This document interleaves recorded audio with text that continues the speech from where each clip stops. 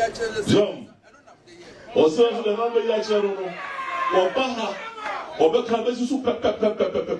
That's all the man.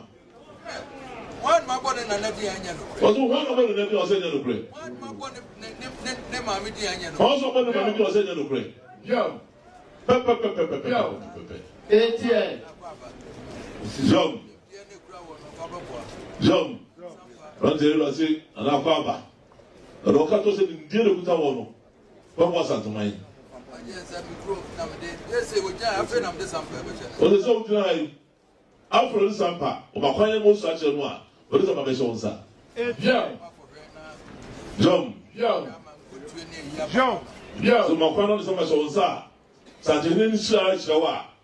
Then Susu do a and put so new or so. Would have a Sampa or Ayo Amano. I have come here. Jom. So of course, school some are quite a year. You ever got to say that instead of the mouth. Need you also so to speak at it. All the national. Jom. Or say no now, yeah. And then we don't go through once a Sampa and you Bruno. Say the neck of Okodu. Yeah. Or so no be any can see or who don't be any rigour. So when we put you for no man for no more chance in one day, I find what's what. The best some is at the end, no good as well as Tumpong. So what way would the body need a mount put you for no man for?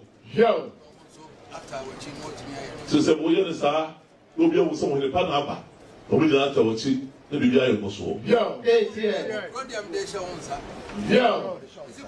What's it called the songs that? What's it? Look at what the songs are. Santisu should do it. That'll be a drop also. Yeah.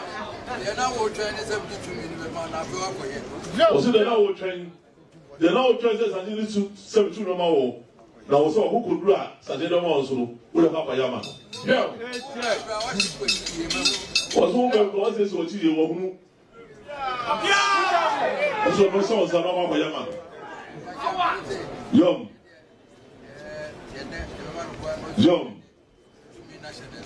Was it no I know the person sat. Nasabi, grew up you couldn't Yamano. No beer was Sampa, Asantehene de Asonsa. Why is so Evan with the mapa? Let's assume the Gawa. But you put Cowan Nara to what some in our mountain, Asantehene should do a cheap. Sanjay come home, put on the chilla. Now we know what the door.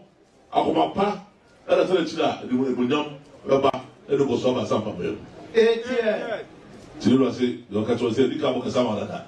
So what can say about you?